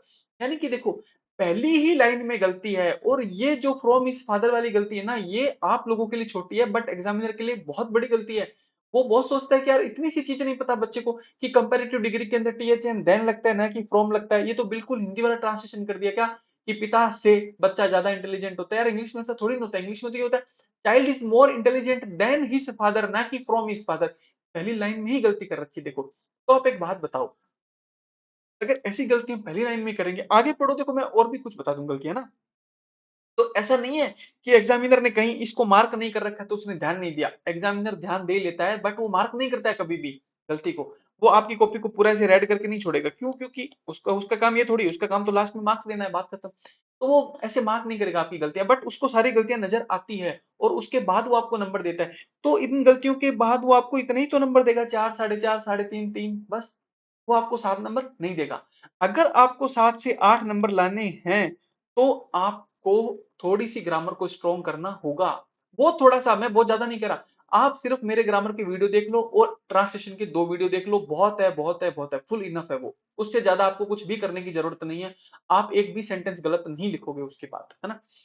आप तो इतनी छोटी गलतियां करके आ रहे हो, बताओ कि मतलब सब्जेक्ट प्लूरल है, वर्ब सिंगुलर लगा रहे हो, और जहां आप सब्जेक्ट सिंगुलर है वहां वर्ब प्लूरल लगा रहे हो, सब कुछ उल्टा कर रहे हो। ऐसी गलतियां करोगे तो नंबर घटेंगे। आगे पढ़ो देखो। आप लोगों को थोड़ा थोड़ा कम दिख रहा होगा ना, चलो कोई बात नहीं, आगे पढ़ते हैं। Have intelligence refers to. अब एक बात देखो, ये क्या लिखे देखो, नोइंग। अब देखो टू के बाद नोइंग आता है क्या? आप एक बात बताओ, टू के बाद नोइंग आता है? मैंने आपको कितनी कितनी कितनी बार बताया है कि टू के बाद हमेशा वर्ब की फर्स्ट फॉर्म आती है और इसको इन्फिनेटिव बोलते हैं। टू के बाद हमेशा ही वर्ब की फर्स्ट फॉर्म आती है। मैंने आपको पहली शायद दूसरी क्लास में बताया होगा कि इंग्लिश में एक शादी हो रखी है किसकी? टू की और वर्ब की फर्स्ट फॉर्म। किसकी शादी हो रखी है? टू के साथ वर्ब की फर्स्ट फॉर्म की। यानी कि इन दोनों को कोई अलग नहीं कर सकता। अगर टू आ गया तो उसके बाद वर्ब की फर्स्ट फॉर्म ही आएगी, है ना। देखो कितनी एक एक हर चीज मैंने आपको बता रखी है। आप ऐसे ही भटकते रहते हो दूसरी चीजों के पीछे। मैंने आपको ए टू जेड चीज करवा रखी है। उसके बाद देखो, तो टू नोइंग नहीं आ सकता, दूसरी गलती। पहली गलती तो यहाँ थी, दूसरी गलती यहाँ आ गई देखो। Things as well as the use of brain of a brain at a problem, है ना, ऐसे कुछ लिखा है, चलो कोई नहीं। We can not underestimate the children power. अब देखो चिल्ड्रन पावर थोड़ी ना कुछ होता है, we can not underestimate the children power, ऐसा थोड़ी होता है। चिल्ड्रन पावर थोड़ी होता है, क्या होता है बताओ? चिल्ड्रंस पावर क्या होता है? बच्चों की ताकत को आप चिल्ड्रन पावर थोड़ी ना बोल दोगे, आपको क्या बोलना पड़ेगा? चिल्ड्रंस पावर, है ना। अब देखो तीसरे सेंटेंस में गलती आ गई। अब आगे चलो देखो। It is said, it is said in Hindi proverb that people are brave than teacher. People are brave than teacher, ऐसे कुछ लिखा है। आगे चलो देखो। This maxim describes the philosophy of thoughtless where it is always best, है ना। Good knowledge. अब देखो इन्होंने क्या लिखा है? गुड नॉलेज के बारे में लिखा है, ऐसी चीजों के बारे में लिखा है। और दूसरा देखो, आगे चलो देखियो, यहाँ देखो। So we have to accept that this is the father of child is the father of man is really it. अब देखो क्या लिखा है? It looks odd but it is true and universally fact. Universally fact थोड़ी ना होता है, क्या होता है? यूनिवर्सल फैक्ट होता है। दूसरी बात देखो, child is the father of man का मतलब ये सब नहीं था जो मान लो ऐसे लिखा है ना। Child is the father of man का मतलब एक्चुअली में ये नहीं होता है कि बच्चा ज्यादा इंटेलिजेंट होता है, बच्चा ऐसे होता है, बच्चा वैसे होता है। Child is the father of man का मतलब एक्चुअली में ये होता है कि एक इंसान जो बचपन में जो कुछ वो सीखता है ना, फिर सारी जिंदगी वो उसके साथ चलता है। मतलब एक आपने बचपन में आपने जो कुछ सीख लिया ना, जो कुछ वो सारी जिंदगी आपके साथ रहेगा। यानी कि बचपन में एक बच्चा जो सीखता है उसी से ही वो आगे चल के एक आदमी बनता है ना। यानी कि एक आदमी का जन्म कहाँ से होता है? एक आदमी का जन्म उस बच्चे से ही होता है। इसलिए उस बच्चे को तो क्या बोला? फादर। और उस आदमी को क्या बोला? उसका सन। यानी कि child is the father of man, यानी कि जो मैन है उसका जन्म एक्चुअली में उस बच्चे से होता है। उस बच्चे एक जब वो बच्चा होता है जो चीजें सीखता रहता है, करता रहता है, वैसा ही धीरे धीरे उसका क्या हो जाता है?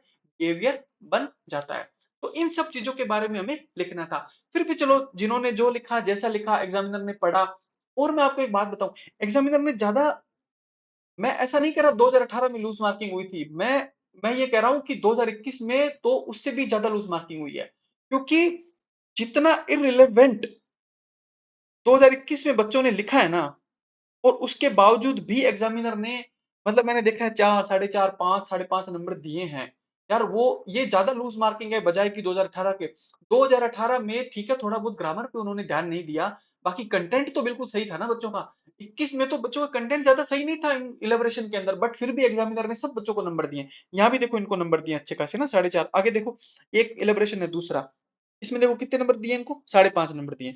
अब इसका थोड़ी सी वो फॉन्ट छोटे आपको दिखेगा नहीं, बट मैं आपको बताता हूँ देखो, be man should be condemned unheard, यानी कि ये इन्होंने दूसरे टॉपिक पे लिखा है। कौन से टॉपिक पे लिखा है? No man should be condemned unheard, है ना। अब देखो क्या लिखा है, the worst way we are we ignore any problem और not attending it, ignoring it to the core, a man as on animal as to desire to be concerned। अब देखो इन्होंने जो लिखा, जैसा लिखा, इसके अंदर भी देखो इन्होंने खूब सारी गलतियां भी मार्क कर रखी कहीं कहीं बीच बीच में, और इसमें खूब सारी गलतियां थी भी। उसके बावजूद भी देखो एग्जामिनर ने कितने नंबर दिए, 5.5 नंबर दिए। यानी कि देखो, अगर मैं बस इतना सा कहना आपको कि अगर ये छोटी मोटी ग्रामर की गलतियां ना करो ना आप लोग, भाई आप जब इतना कर रहे हो, इतना सब कुछ लिख रहे हो, तो थोड़ी सी ग्रामर की गलतियां अगर आप और ना करो ना, तो आपको यही ये 5 5.5 नंबर जो मिल रहे हैं ना, यहाँ पे आपको 7 से 8 नंबर मिल जाएंगे आराम से। मतलब 8 नहीं तो मैं पक्का कह रहा हूँ 7 नंबर आपको आराम से मिल जाएंगे। बस बस बस आप थोड़ी सी ग्रामर की गलतियां मत करना, कोई दिक्कत नहीं होगी। आगे चलो देखो, ये क्या लिखा है देखो, नो मैन। अब इसमें देखो कितने नंबर मिले, 5.5 नंबर तो यहाँ दिए, आधा नंबर यहाँ दिए, यानी कि 6 नंबर दिए। देखो 6 नंबर बहुत होते हैं। और देखो लास्ट पैराग्राफ पढ़ के देखते हैं। So it is clear that everyone should be given the right of speech and to share और एक्सप्रेस हिज या her perspective on a particular subject. It makes a country rich by thoughts and, अब देखो it makes लिखा है ना यहाँ, अब यहाँ भी तो मेक्स आना चाहिए था ना, and makes a good society, यहाँ पे क्या लिख दिया, मेक लिख दिया। तो ऐसा नहीं करना यार। अगर आप इट लिख रहे हो ना, इट के साथ तो फिर इट तो सिंगुलर होता है, तो फिर वर्ब भी तो कैसे आएगी, सिंगुलर आएगी। आपने ऊपर तो मेक्स लिख दिया, नीचे मेक क्यों लिखा? आपको यहाँ भी तो क्या लिखना था, मेक्स लिखना था।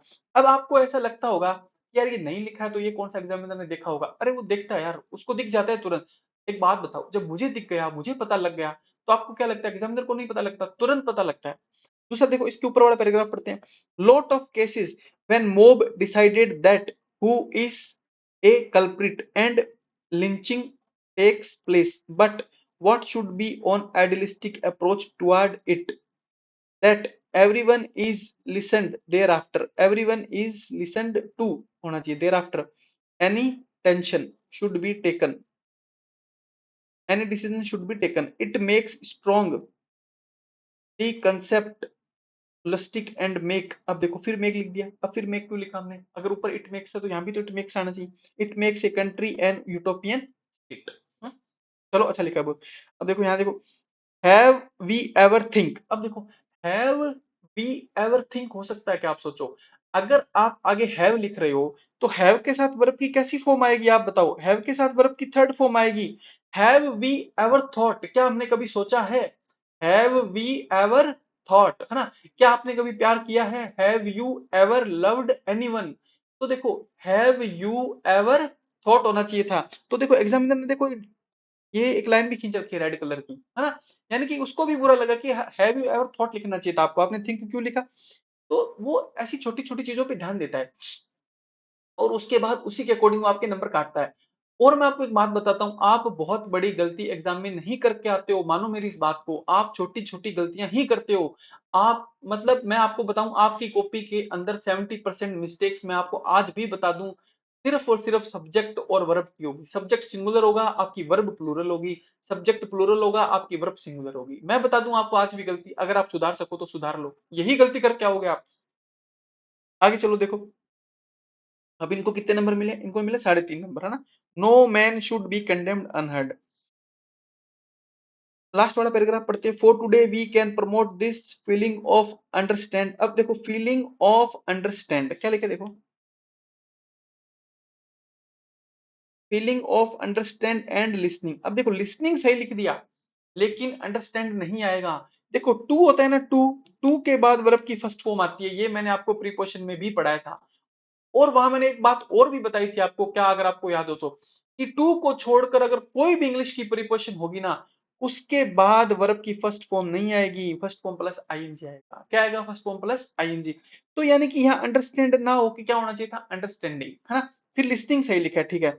Others for better understanding of our diversified society and culture, ठीक है जी। इसी ऊपर वाला पैरा पढ़ो। दिस मेक, अब देखो दिस मेक ये जो लिखा है, क्या ये सही है? दिस मेक, आप खुद बताओ, दिस मेक सही है? ये गलतियां आपको लगता है कि छुप चुकी है, बट ये मतलब ये एकदम से निकल के आती है, दिखती है उसको। दिस मेक्स होगा, एग्जामिनर को चुभती है ये गलतियां। ये क्या होगा, दिस मेक्स होगा, this makes society more peaceful through promoting harmony and coordinate relation among people. ठीक है ना। तो देखो बस इन कॉपियों से मैं आपको इतना ही बता रहा हूँ कि आप जब खुद इन कॉपियों को देखते हो ना, एक तो आप इनको अच्छे से पढ़ते नहीं हो, आप एनालिसिस नहीं करते हो कि इतने नंबर मिले तो क्यों मिले, कम मिले तो क्यों मिले, ज्यादा मिले तो क्यों मिले।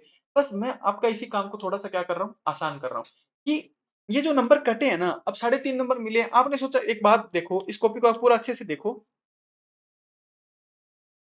एग्जामिनर ने कहीं भी गोला लगा रखा है, कहीं भी गोला लगा रखे, नहीं लगा रखा। इससे पहले जो हमने कॉपी देखी थी उसमें कितने नंबर दे रखे थे एग्जामिनर ने, 6 नंबर दे रखे थे।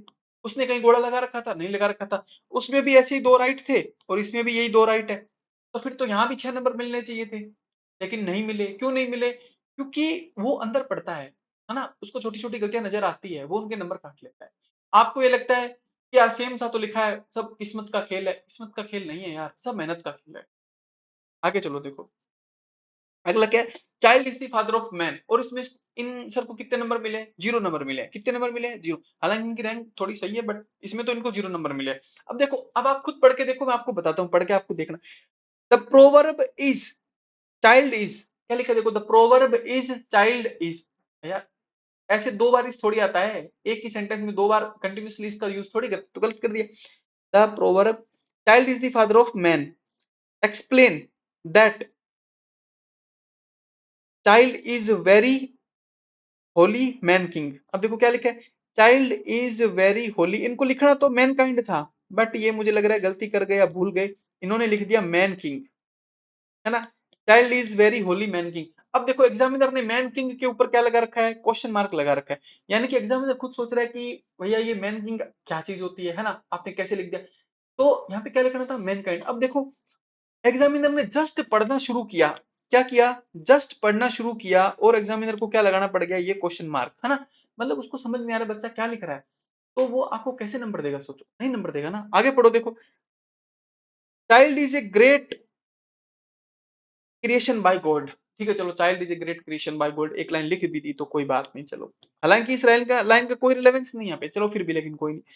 Child is imagine of God on earth. अब इसका क्या मीनिंग है बताओ, child is imagine on off God on earth, इसका कोई मीनिंग नहीं है, इसलिए एग्जामिनर ने क्या लगा रखा है, देखो क्वेश्चन मार्क लगा रखा है कि बच्चे इसका कोई मीनिंग ही नहीं निकल रहा है। आप सेंटेंस तो ऐसा फॉर्म करो ना, कम से कम जिसका कोई मीनिंग तो निकले। ऐसा सेंटेंस फॉर्म करने से क्या फायदा, आपके दिमाग में कुछ भी है आपने लिख दिया। अगला देखो, child is always speaks truth and thought about man king, है ना। अब दोबारा से मैन काइंड को क्या लिख दिया, मैन किंग, यानी कि एक बच्चा क्या हमेशा सच बोलता है। तो ये आप गलती सभी करते हो। आप टॉपिक को अच्छे से पढ़ा करो कि हमें इस टॉपिक की डिमांड क्या है, हमें आंसर कैसा लिखना है। अब देखो टॉपिक की डिमांड कुछ और थी, और इन्होंने किसके बारे में लिख दिया, इन्होंने एक छोटे बच्चे के अंदर क्या क्या क्वालिटीज होती है उसके बारे में लिख दिया, कि बच्चा बहुत ईमानदार होता है, बच्चा ऐसे होता है ना, बच्चा सच बोलता है, बच्चा भगवान का रूप होता है, ये वो क्वेश्चन की डिमांड ही नहीं थी, डिमांड ही कुछ और थी। तो देखो कितने नंबर दिए एग्जामिनर ने, हाँ देखो 0 नंबर। एग्जामिनर देखो, कम से कम उसको आप एक चीज तो दो ना, या तो कंटेंट दो, वरना उसको इंग्लिश सही दो। भाई एक चीज तो आपको देनी पड़ेगी, या तो अंदर का कंटेंट अच्छा होना चाहिए आपका, कि चलो ग्रामेटिकली थोड़ी बहुत मिस्टेक है, बट बातें बहुत सही लिखी है इंसान ने ना, तो भी एग्जामिनर आपको 5 नंबर, 4.5 नंबर, 5.5 नंबर देता है। अच्छा ठीक है, कंटेंट आपने अच्छा नहीं है, कंटेंट तो आपको नहीं समझ में आया टॉपिक है, बट आपने इंग्लिश बहुत अच्छी लिखी है, यानी कि ग्रामेटिकली आपकी गलतियां बहुत कम है। क्योंकि देखो एग्जामिनर को भी पढ़ते ही पता चल रहा है कि इस बच्चे ने ज्यादा रिलेवेंट नहीं लिखा है, बट फिर भी देखो उसको बुरा क्या लग रहा है, उसको बुरा मैन किंग लग रहा है ना, कि यार ये मैन काइंड होता है, आपने मैन किंग क्यों लिखा। उसको बुरा ये नहीं लग रहा है कि आपने टॉपिक से इरेलेवेंट लिखा है, उसको बुरा क्या लग रहा है कि आपने ग्रामेटिकली इतनी गलतियां क्यों की है ना। तो आपने ना तो टॉपिक, ना तो कंटेंट सही है आपका, ना आपकी ग्रामर सही है, तो फिर आपको कितने नंबर देगा, 0 नंबर देगा। इसीलिए कितने नंबर दे दिए, 0 नंबर। आप समझो मेरी बातों को, मैं क्या कह रहा हूँ। इंग्लिश अच्छी लिखो, है ना, कंटेंट अच्छा लिखो, आपको नंबर मिलेंगे, 7 से 8 नंबर पक्का मिलेंगे। हाँ कुछ टॉपिक ऐसे होते हैं कि आपके पास ज्यादा कंटेंट नहीं होता है, बट इंग्लिश तो हमेशा आपके हाथ में है, वो तो हमेशा ही आपके हाथ में है, वो तो हमेशा ही अच्छी लिख के आओ। अच्छी लिखना क्या है, छोटे छोटे सेंटेंस बनाने हैं, ग्रामेटिकली सही बनाने हैं, बस। और मैं आपको एकदम दावे के साथ कह दूं, आप ट्रांसलेशन के मेरे वीडियो देख लो, आपको इंग्लिश लिखने में प्रॉब्लम नहीं आएगी। और किसी भी लेवल पे प्रॉब्लम आ सकती है, बट इंग्लिश लिखने में कोई प्रॉब्लम नहीं आएगी। हाँ, प्रैक्टिस आपको करनी पड़ेगी कुछ, वो एक अलग बात है, बट आप लिखना सीख जाओगे 100%। आगे चलो देखो, no man should be condemned unheard, है ना, कितने नंबर मिले, देखो 5 नंबर। अब देखो ये कॉपी मैं क्यों लाया हूँ, इसमें आपको मैं इतना ही दिखाने लाया हूँ कि इस बच्चे की देखो कि वैसे तो राइटिंग बहुत सुंदर है, तो मुझे लगा लड़की होगी ना, तो देखो इन्होंने क्या किया, देखो अंडरलाइन कितनी अच्छे से की है, देखो इंफॉर्मेशन टेररिज्म इस पे अंडरलाइन की है, सोशल मीडिया पे अंडरलाइन की है, देखो वेनमस मीडिया ट्रायल पे अंडरलाइन की है ना, देखो कितनी नई नई अच्छी अच्छी टर्म यूज की है जो न्यूज़पेपर में आती है ना, और उनके नीचे क्या किया, अंडरलाइन, देखो नंबी नारायण लिखा, नंबी नारायण लिखते ही अंडरलाइन कर दी, तो एग्जामिनर के क्या होगा, वो सीधा अंडरलाइन कर देगा नंबी नारायण, अच्छा वो ज्यादा पढ़ेगा भी नहीं कि साइंटिस्ट नंबी नारायण के बारे में कुछ लिखा है कि उनको बिना सुने ही सजा दे दी थी, बाद में कोर्ट ने उनको जो कुछ क्या एक्विट किया, है ना, तो देखो वो समझ जाएगा कि यार बच्चे को कितनी कितनी नॉलेज है इस चीजों के बारे में। और फिर देखो एन इग्नोरेंस, ये इन्होंने एक कोड डाला, कोड को क्या किया, देखो इन्वर्टेड कोमा में बंद किया, अंडरलाइन किया, अब कोड सही है नहीं है, रिलेवेंट है नहीं रिलेवेंट, वो बात की बात है, बट प्रेजेंटेशन कितना अच्छा है, देखो एग्जामिनर ने कितने अच्छे नंबर दिए, 5 नंबर, और लास्ट में एंडिंग भी देखो कितनी अच्छी की है, ये एकदम परफेक्ट लिखा है इस बच्चे ने, कितनी अच्छी एंडिंग की है, लास्ट में कोड डाला है और क्या किया, इन्वर्टेड कोमा के अंदर बंद किया, क्या लिखा देखो, justice denied is injustice done, है ना, justice denied is injustice done, पूरा देखो कितना अच्छे से लिखा है, अंडरलाइन किया है, कोड डाले हैं, राइटिंग अच्छी है, प्रेजेंटेशन अच्छा है, कंटेंट कैसा है कैसा नहीं है वो तो बाद की बात है, नंबर पहले ही दे देगा आपको इसके अंदर ना। आगे चलो देखो, क्योंकि एग्जामिनर भी तो एट द लास्ट इसके अंदर वो, मतलब अगर 10 नंबर की चीज है तो कंटेंट तो 3 ही नंबर का देख रहा है, 7 नंबर की तो इंग्लिश देख रहा है वो आपकी, है ना, यानी कि 7 नंबर तो आपके आपको इंग्लिश के ग्रामर के देगा, 3 नंबर कंटेंट के देगा, चलो ठीक है आपने अगर अच्छी इंग्लिश लिखी है, कंटेंट नहीं भी अच्छा है तो भी 5-6 नंबर आपको दे देगा। वो यहाँ आपका ज्यादा कंटेंट नहीं चेक करेगा, हाँ इतना भी रिलेवेंट नहीं होना चाहिए कि पूछ कुछ ही रहा है आप लिख कुछ और ही रहे हो, है ना, जैसे देखो अभी पिछले टेस्ट में हमारा एक वो हमारा टॉपिक था रिमोट वर्किंग, यानी कि रिमोट वर्क डिसएडवांटेज और अपॉर्चुनिटी। अब एक बच्चे ने इसमें रिमोट वर्क के ऊपर क्या लिख दिया, टीवी वाला जो रिमोट होता है ना, पूरा वो पैसेज ही उसके ऊपर लिख दिया, तो वहां तो नंबर कटेंगे ना आपके, वो तो पूछ रहे हैं आपसे रिमोट वर्क यानी कि वर्क फ्रॉम होम जो कल्चर आया था वो, और आपने लिख दिया टीवी वाले रिमोट के ऊपर पूरा कि ये टीवी के रिमोट आते थे, ये बहुत कलर के होते थे, इनके ऊपर बहुत सारे बटन होते थे, रंग बिरंगे होते थे ऐसे, तो यार वो आपको वहां नंबर थोड़ी ना देगा, आप खुद सोच के देखो। अच्छा एक दूसरे बच्चे ने क्या लिखा, दूसरे बच्चे को ये समझ में आया रिमोट, रिमोट उसका ये सुना था रिमोट एरियाज, तो उसने क्या लिख दिया, रिमोट वर्क का पूरा रिमोट एरियाज पे लिख दिया कि गाँव में ऐसे खेती करते हैं, गाँव में रिमोट वर्क में ये होता है, खेत जाते हैं ऐसे करते हैं, मजदूर होते हैं, उसने पूरा वो लिख दिया, तो वो टॉपिक से इतना इररिलेवेंट लिख दिया ना कि वो उसमें वहां आपको फिर नंबर नहीं मिलेंगे। तो मतलब बहुत ज्यादा इररिलेवेंट नहीं लिखना है, बट थोड़ा बहुत हो भी जाए तो कोई बात नहीं, 2-4 लाइन इधर उधर की चलती है जैसे तैसे करके, अपने को वहाँ टाइम भी तो कम होता है ना, इतना सोचने का समय भी नहीं होता, बट इंग्लिश तो हमेशा सही लिखनी है। आगे देखो, no man should be condemned unheard, every coin has two sides of it, है ना, देखो आगे क्या लिखा है, एज सेड बाय समवन, किसी ने कहा है, इनको नहीं पता है ये बात कही किसने, बट इन्होंने क्या लिखा, एज सेड बाय समवन, किसी के द्वारा कहा गया है, बिल्कुल अच्छा कोई बात नहीं।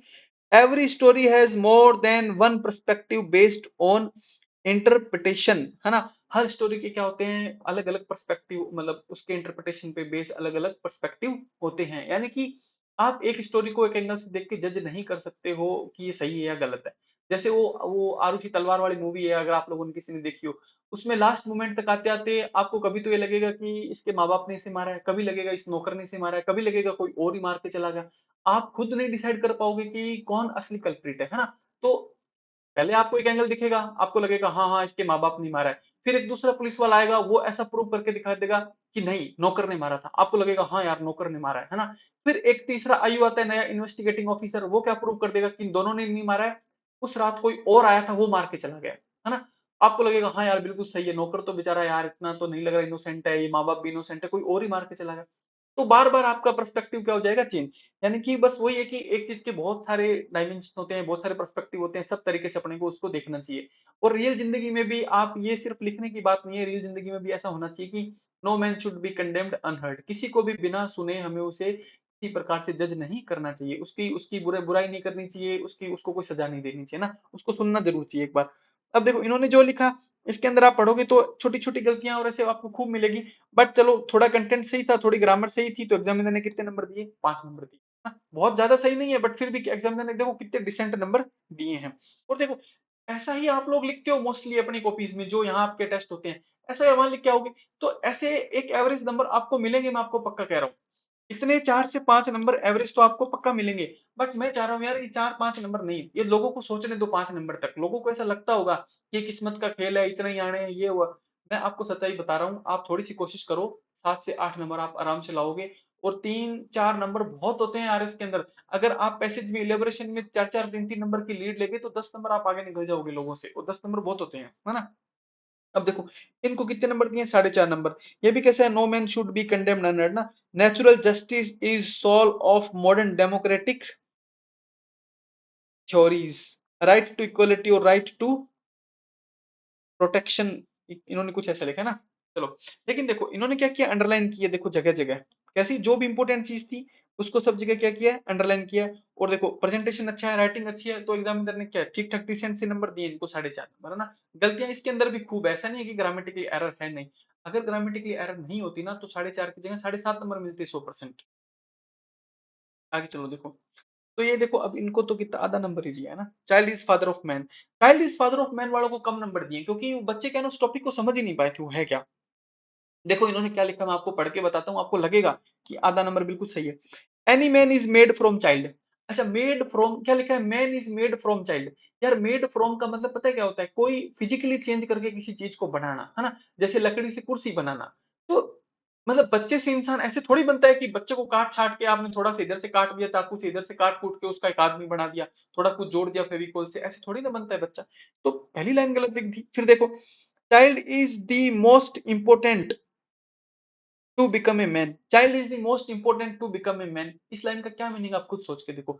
Child is the most important to become a man, कोई मीनिंग नहीं निकलेगा। आगे चलो देखो, in early age all mens, ठीक है। अब एक बात बताओ, एम एन मैन होता है, इसके इसका प्लूरल फॉर्म क्या होती है, मेंस होती है क्या, क्या होती है बताओ। मैन की तो एम ई एन मेन होती है, बस। इसके पीछे एस लगाने की कोई जरूरत ही नहीं है। तो ये देखो मेंस गलत लिख दिया, लिख दिया ना। ऐसी छोटी छोटी गलतियां। आगे देखो, become child a man protect. अब देखो ए मैन लिखा है, ए मैन मतलब एक आदमी, एक आदमी के साथ प्रोटेक्ट आएगा या प्रोटेक्ट्स आएगा, क्या आएगा बताओ आप खुद। प्रोटेक्ट्स आएगा, ए मैन प्रोटेक्ट्स। आगे चलो, a man protects and safe. Safe, safe कोई वर्ब थोड़ी होती है, सेफ थोड़ी आएगा। आगे चलो देखो, their children from any hazard unless they are health hazard. कोई मीनिंग नहीं है unless they are health hazard. आगे चलो देखो, क्राइम हैजार्ड और एनी अदर्स। क्राइम हैजार्ड क्या होता है, कुछ नहीं होता है, क्राइम लिख दो, वही हैजार्ड ही अपने आप में, है ना। आगे चलो देखो, man can give this life to their children. Man can give this life to their children, यानी कि एक आदमी अपने बच्चे को ऐसी जिंदगी दे सकता है, इस टाइप का कुछ मीनिंग इन्होंने निकालना चाहा है। अब सोचो क्या टॉपिक था, इन्होंने क्या लिख दिया है उसके ऊपर, हाँ, कि वो मुसीबतों से बचाता है अपने बच्चे को, एक इंसान, एक एक बच्चे से एक इंसान बन जाता है, ऐसी जिंदगी अपने बच्चे को वो देता है। ऐसा नहीं था टॉपिक, टॉपिक कुछ और था। टॉपिक क्या था, कि आप बचपन में जो कुछ सीखते हो उन्हीं से ही धीरे धीरे क्या बनते हो, आप एक अच्छे इंसान बनते हो, अच्छे बुरे जो भी बनते हो, बचपन से ही चीजें सीख सीख के वही आदतें होती है जो आपकी जिंदगी भर आपके साथ चलती है। बस फिर भी देखो एग्जामिनर कितना बड़ा दयालु है, आधा नंबर दिया है। बाकी बिल्कुल इररिलेवेंट है, ग्रामेटिकली बिल्कुल गलत है, फिर भी एग्जामिनर ने कितना नंबर दिया है, आधा नंबर दिया है बेचारे ने ना। तो मैं आपको पक्का कह रहा हूँ, इस बार भी आप इतना मत मानो कि मार्किंग बहुत टाइट थी, बहुत ऐसा था, ऐसा कुछ नहीं था। सही से नहीं लिखा बच्चों ने, एग्जामिनर नंबर देने की कोशिश करता है, आप थोड़ा सा अच्छा लिखो बस। और देखो, जहां इतने सारे लोग इतना सारा गलत लिख रहे होंगे ना, वहां अगर आपकी एक कॉपी जिसमें आपने थोड़ा सा अच्छा बढ़िया अंडरलाइन साफ साफ शब्दों में लिखा हुआ, वो अलग चमकेगी, और वो आपको सब ज्यादा नंबर देगा वहां पे। चले आगे, तो ये सब आप पढ़ लेना। आगे चलते हैं, देखो यही सब एवरेज नंबर मिले, 2, 2.5, किसी को 5। अब ये देखो, अब ये जो एक छोटा सा मैं ऐसे लिख लिख के लाया हूं आप लोगों के लिए, एलिब्रेशन किसका, child is the father of man का। अब देखो सबसे पहले आपको क्या लिखना होता है, आप थोड़ा सा इसे समझ के देखो कि इसमें लिखना क्या था एक्चुअली में, है ना। क्योंकि अभी तक बच्चों को नहीं पता, मतलब मैं कह रहा हूँ उनकी 100 कुछ रैंक आ भी गई होगी आसपास, पर अभी तक नहीं पता कि उसमें लिखना क्या था ना। तो सीखो थोड़ा सा। Child is the father of man में क्या लिखना, this phrase child is the father of man means. अब देखो ये विलियम वर्ड्सवर्थ ने दी है, तो ये तो सबको नहीं पता होगा, है ना। ऐसा नहीं है, क्योंकि देखो जिसने इंग्लिश लिटरेचर पढ़ा होगा उसी को पता होगा कि विलियम वर्ड्सवर्थ कौन था और उसने क्या क्या लिखा था ना। तो आप लोगों को तो नहीं पता होगा, तो वो बात तो कोई जरूरी नहीं है आपको पता होना, तो वो लिखनी भी कोई जरूरी नहीं है ना, उसको तो छोड़ो, नॉर्मल तो पता है आपको, वो लिखो। Means that we experience and learn as a child shapes the adulthood.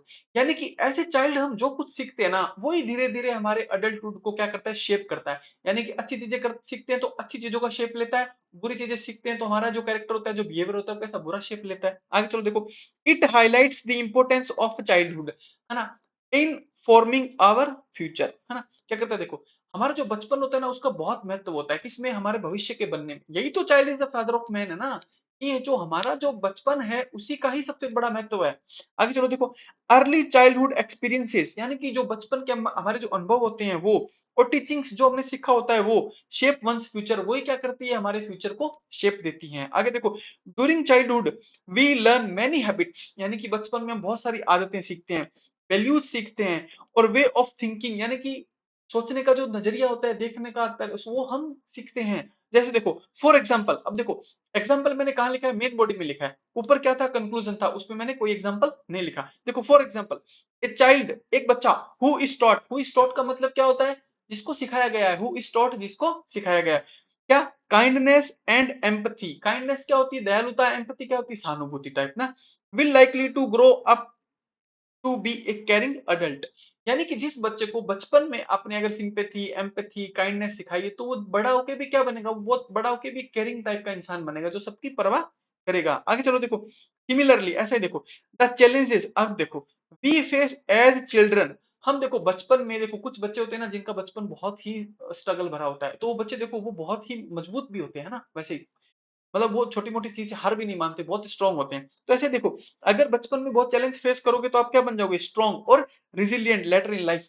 आगे की जिंदगी में आप क्या बन जाओगे, बहुत ही मजबूत, स्ट्रांग, एकदम ऐसे बन जाओगे पूरे। आगे देखो, इन मैनी कल्चर्स, बहुत सारी संस्कृतियों में बहुत क्या होता है देखो, इंक्लूडिंग इन इंडिया, हमारे भारत में भी क्या होता है देखो, ए गुड अपब्रिंगिंग, गुड मतलब बहुत अच्छी, अपब्रिंगिंग मतलब पालन पोषण, इज कंसिडर्ड वेरी इंपॉर्टेंट। यानी कि हमारे यहाँ भी क्या माना जाता है कि यार बच्चे का पालन पोषण बहुत अच्छे से होना चाहिए। हमारे देखो गांव में क्या होता है, चाहे मतलब कैसा भी परिवार हो, चाहे बहुत ज्यादा अमीर ना हो, कुछ भी हो, बट सब गाय भैंस रखते हैं, क्यों रखते हैं कि बच्चे को खाना पीना बहुत अच्छा कराना है। घर के अंदर जितने छोटे बच्चे हैं जो हैं, उनका क्या करते हैं, खाना पीना का उनका पूरा ध्यान रखते हैं, उनको खाना पीना बहुत अच्छा कराते हैं।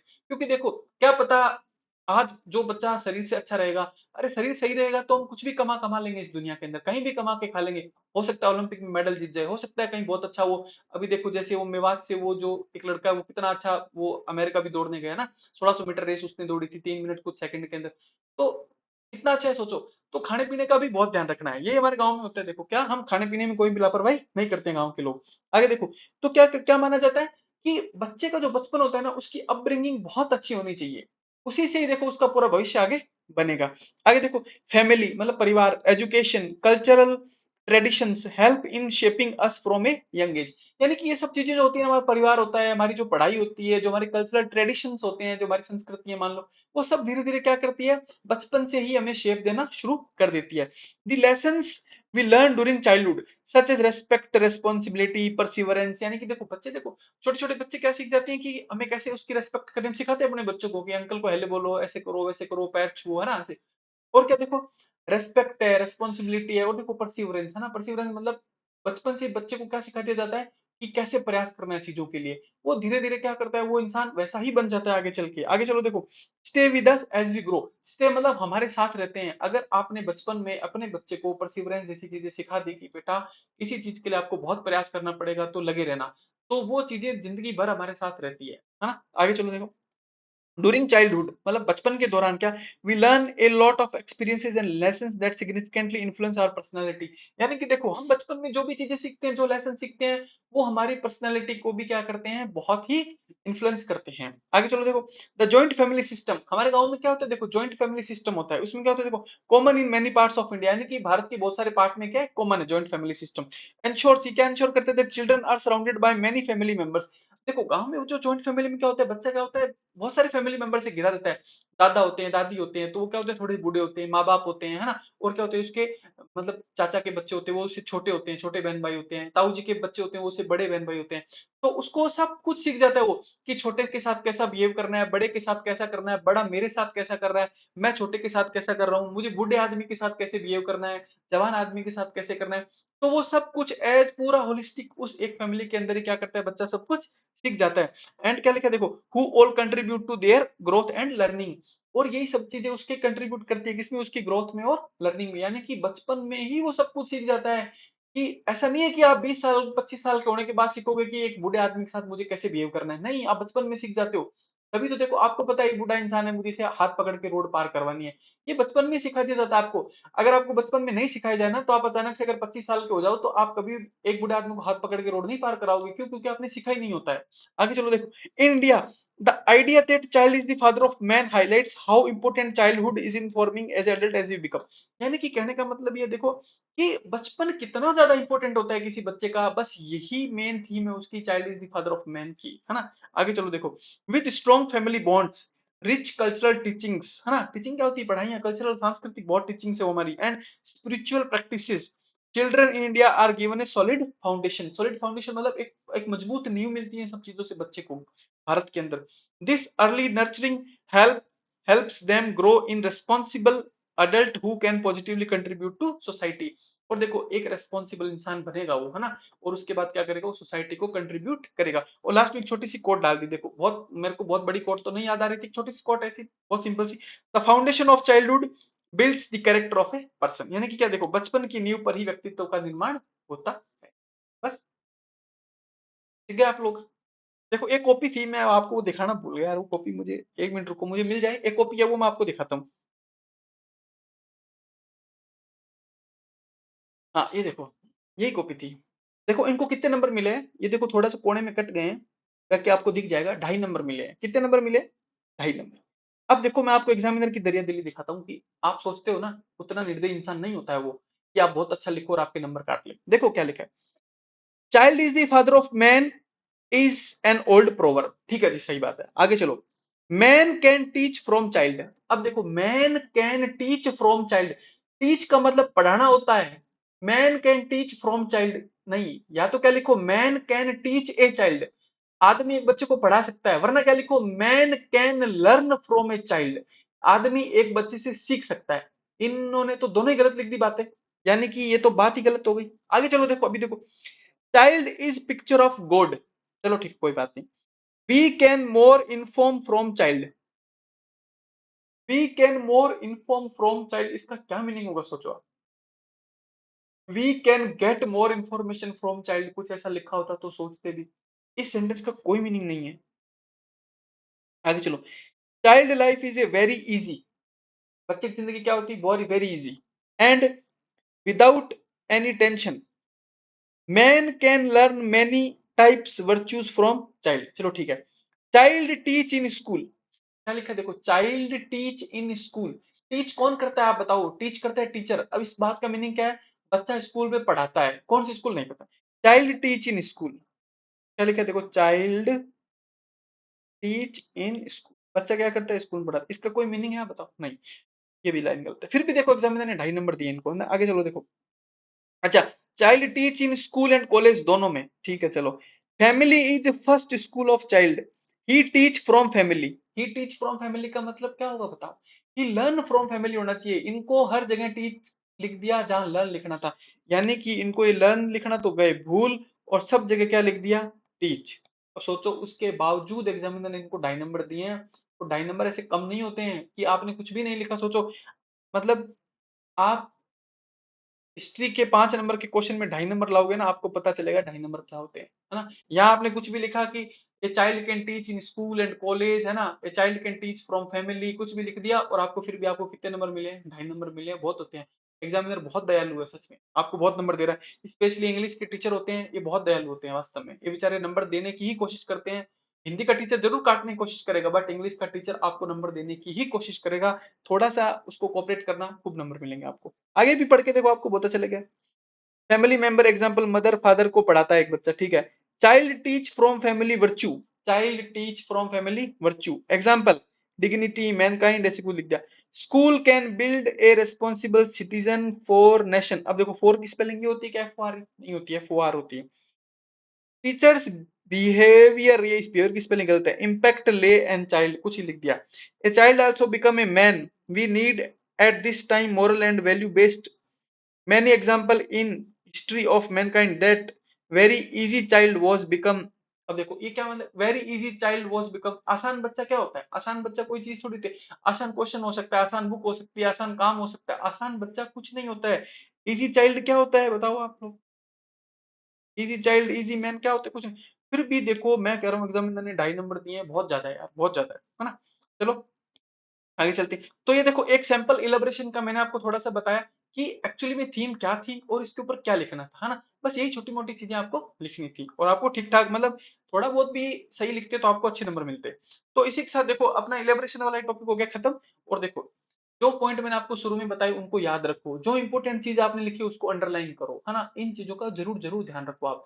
और देखो आप बहुत अच्छा नहीं लिख सकते कोई बात नहीं, बहुत अच्छा कंटेंट नहीं है आपके पास कोई बात नहीं, प्रेजेंटेशन तो अच्छा दे सकते हो, वर्ड्स तो बड़े बड़े लिख सकते हो, खुले खुले लिख सकते हो, इतना तो कर सकते हो। इंट्रोडक्शन के बाद पैराग्राफ चेंज कर सकते हो, इतना इतना तो कर सकते हो। इंग्लिश के अंदर कोटेशन याद नहीं, हिंदी में तो लिख सकते हो, इतना तो कर सकते हो। इतना तो करो, मैं आपको तब भी कह रहा हूं, तब भी आपको मतलब बहुत सारे लोगों से ज्यादा नंबर मिलेंगे, तब भी आपको बहुत सारे लोगों से ज्यादा नंबर मिलेंगे। इस मेरी बात का विश्वास करना। और आपको मैं इसके साथ एक बात बता दूं, आप ट्रांसलेशन वाली वीडियो देख लेना, मैं पक्का कह रहा हूँ इंग्लिश के लेवल पर आपको कभी कोई दिक्कत नहीं होगी, है ना। आप देखो ट्रिपल आइट का अपना जो कोर्स है वो क्या है, उसमें देखो टेस्ट सीरीज है, कलम वीआईपी सब कुछ है, सब कुछ है, सब कुछ है। सिर्फ क्या नहीं है, सिर्फ उसके अंदर कॉपी इवोल्यूशन नहीं है बस। और उसके अलावा आपको कंप्लीट पैकेज मिलेगा। ओल्ड स्टूडेंट के लिए 3000 का है, न्यू के लिए 5000 का। और दूसरी बात देखो, वैकेंसी दोबारा से आ रही है, आप लोगों को भी थोड़ा बहुत पता चल गया होगा, है ना।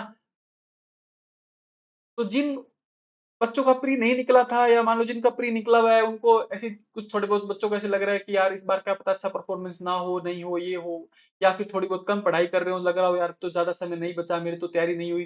तो बस मैं उनको इतना ही कहूंगा, आप कुछ मत करो, बस पूरी कमर कस लो तैयारी के लिए। इस बार हो जाए तो बहुत बहुत अच्छा, वरना वैकेंसी एकदम आपके सर पर है और अगली वैकेंसी में आपको बिल्कुल टाइम नहीं मिलेगा, है ना। तो देखो बहुत थोड़े से टाइम के अंदर आप 2 बार मेंस दे लोगे, हो सकता है इस बार आपका सिलेक्शन हो जाए, थोड़ी सी रैंक पीछे रह जाए तो अगली बार इंप्रूव कर लेना। यानी कि कहने का मतलब ये है कि आने वाले 7 8 10 महीने ना अपने आप को झोंक दो इस तैयारी, बस। हाँ 10 महीने कुछ मत सोचो, रोज के 15 घंटे देने हैं आपको, है ना। रोज के 15 घंटे तो आप अभी 2 महीने दे लो एग्जाम तक, आपकी जिंदगी बदल जाएगी पूरी। आपको किसी से कुछ पूछना ही नहीं पड़ेगा कि क्या करना है क्या नहीं करना, उसके आगे के तो आप आपके दिन ही बदल जाएंगे पूरे। बस ये रोज के 15 घंटे दे दो, 8 10 महीने अच्छे से तैयारी कर लो, आपका सब कुछ चेंज हो जाएगा। और देखो रिपलाइट का आपको बता दिया पूरा। अब आगे चलते हैं, हाउ टू ज्वाइन, ज्वाइन करने के लिए क्या करना है, कनेक्ट सिविल्स के यूट्यूब चैनल पे जाना है और लेट्स कनेक्टेड पे आपको क्या करना है, मैसेज कर देना है सर को। और देखो हाउ टू ज्वाइन बता दिया। और देखो एक थोड़ी सी रिक्वेस्ट है क्या, हम एक दूसरे की रेस्पेक्ट करनी है, हम सब यही चीजें तो सीखते हैं इन सब के अंदर। ये जो जितना सिलेबस है, जितना कोर्स है, एथिक्स है, इंग्लिश है, हिंदी है, पॉलिटी, सब यही तो सीखते हैं क्या। एक दूसरे की रेस्पेक्ट करनी है, डेली एक्सरसाइज करनी है, हेल्थी खाना खाना है, घर वालों से जरूर बात करनी है ना। ये बात करो क्या कि अच्छा लगे आपको लाइक करना है, नहीं अच्छा लगे डिसलाइक करना है, कमेंट जरूर करना है, डाउट वाउट है वो आप कमेंट कर दिया करो, है ना। अभी तक वो जितने भी लेक्चर हो उनके सबके डाउट एक दिन और देख लेंगे। और देखो चैनल को क्या कर लो, ज्वाइन कर लो। और पीडीएफ कैसे मिलेगी आपको, पीडीएफ मिलने का आपको तरीका बता रखा है क्या, कि आपको कनेक्ट सिविल के चैनल को या फिर किसी भी वीडियो को कहीं भी क्या करना है, अपना व्हाट्सएप पे स्टेटस लगा दो, किसी भी सोशल मीडिया प्लेटफॉर्म पर शेयर करना है और उसका स्क्रीनशॉट लेके लेट्स कनेक्टेड पे आपको सेंड कर देना है। और देखो ट्विटर ज्वाइन कर लो और टेलीग्राम ज्वाइन कर लो, किसका, कनेक्ट सिविल का। ओके, जय हिंद, बाय बाय।